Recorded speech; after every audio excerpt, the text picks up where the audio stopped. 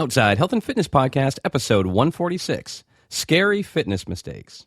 Everything just went downhill in a hurry, and I ended up with 5 IVs and the overnight stay in the hospital.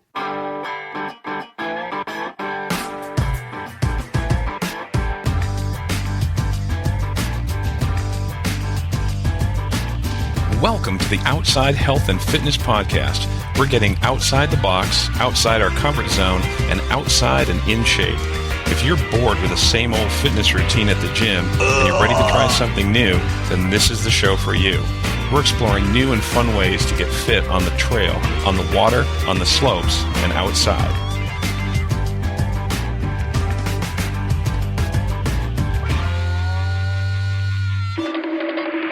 Hi, this is Steve Stearns from Outside Health and Fitness, and thank you for joining me for another episode.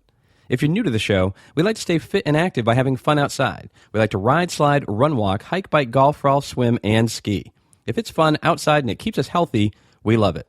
So if you're like us and you like to have fun outside, then you found the right place.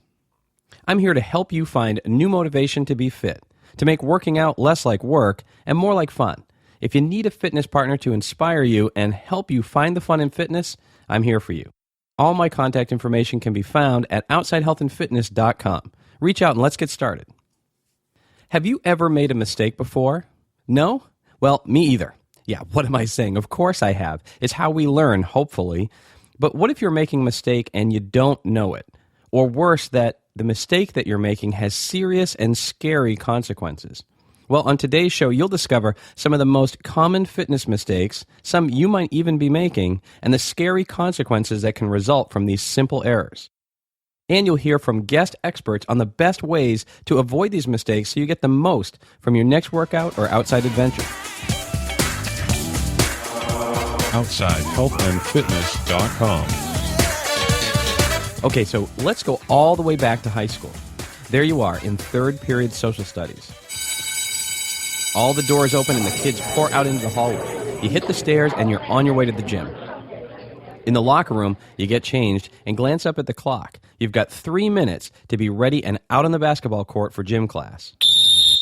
Your gym teacher comes out and tells you, "All right, today we're going to play some basketball, but before we do, I want everyone to stretch. Okay, ready? Now, bend over and touch your toes. Hold it.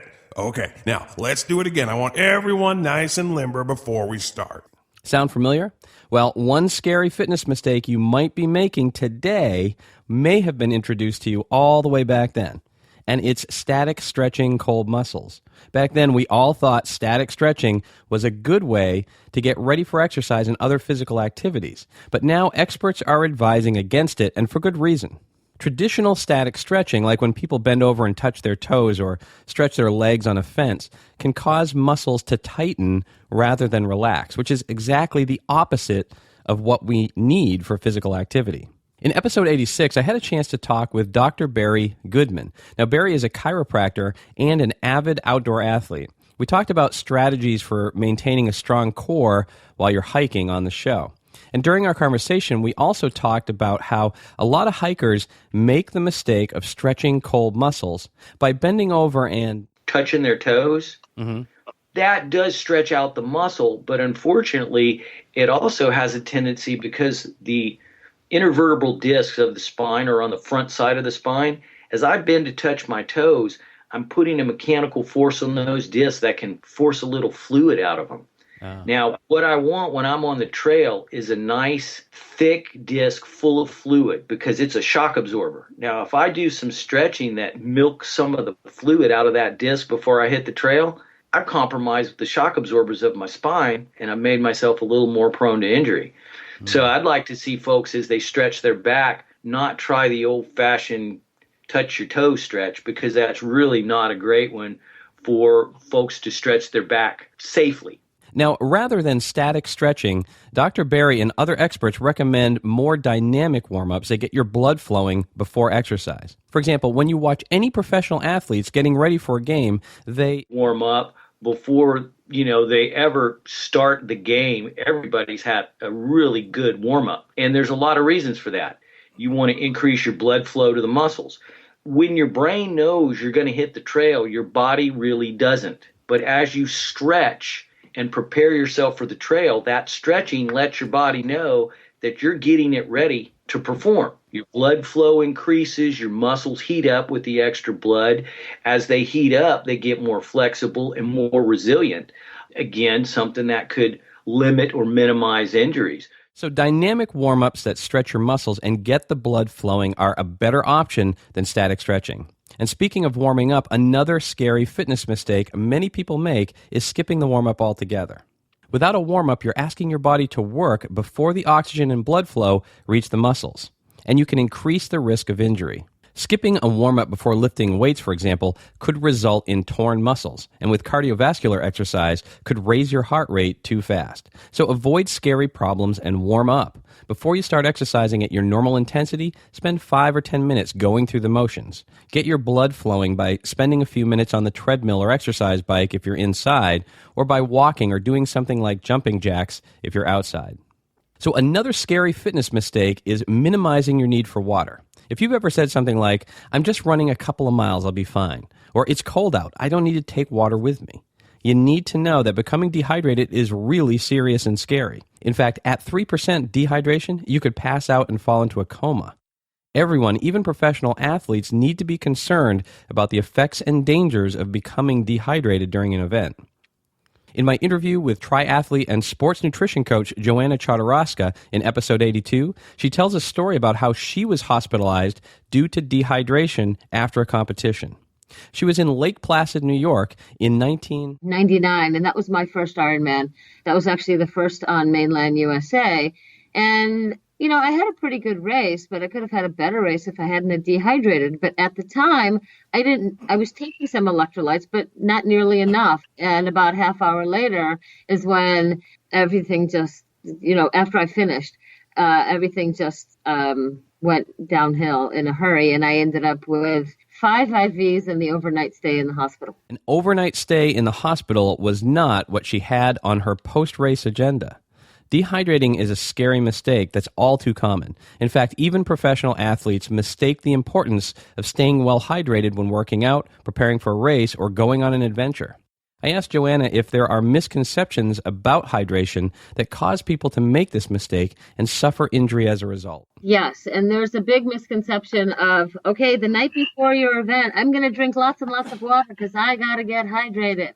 Well, all you do is basically flush the electrolytes out, because in order for that water to be in your muscles, you need the electrolytes to help it be there.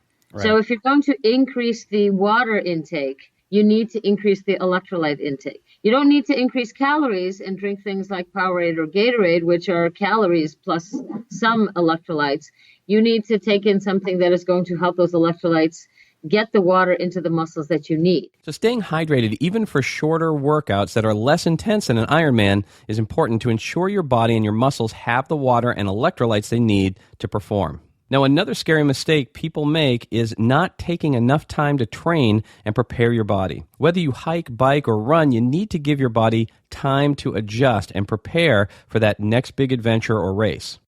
This can be very scary because inadequate training can result in everything from cramps and injury to serious cardiac complications and even death. I spoke with Dr. Eddie Fatikoff in episode 124. Eddie is a physician, author, and personal trainer with a lot of experience helping people train and prepare for physical activity.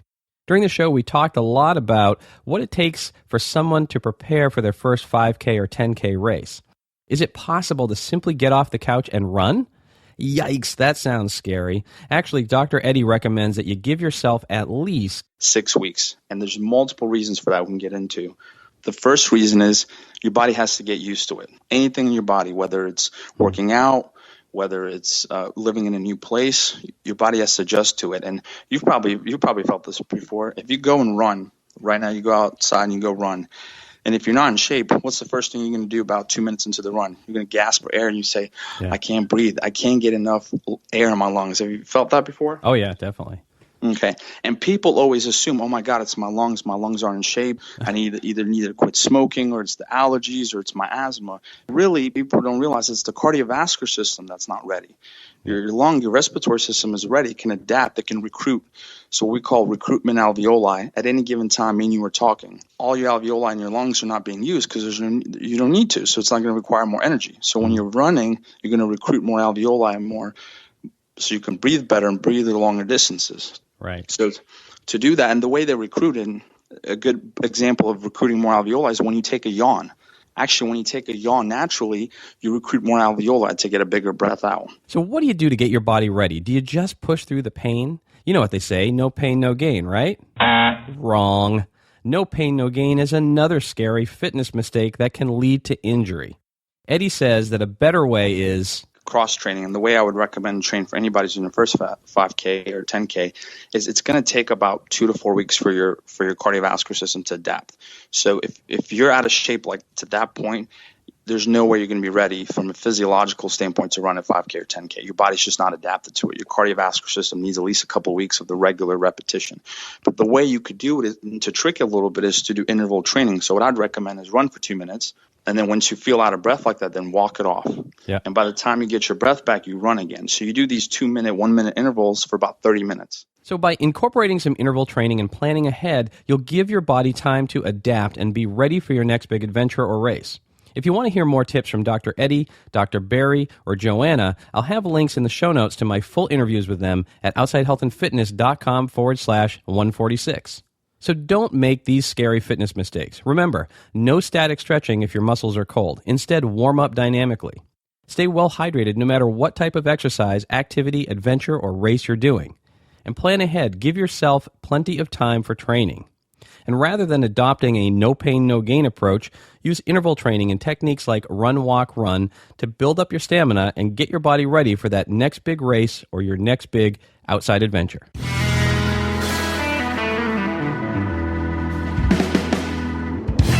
I hope you got some value from the show today and discovered some ideas that help you avoid making any of these scary fitness mistakes. I have some really great topics coming up on the show in the next few weeks, and I'm excited about sharing them with you. So I'd encourage you to subscribe to the show and join our free newsletter, just like Churchill and Remy did this week. Thanks for joining, guys, and welcome. If you want to join too, it's free and super easy. Just visit outsidehealthandfitness.com/146. You'll get links to everything that we talked about on the show today and your free copy of Fit Fast First Thing, my Tabata morning workout for a quick 10-minute routine you can use to start your day off right. Visit outsidehealthandfitness.com/146. I'm Steve Stearns. Thank you for listening.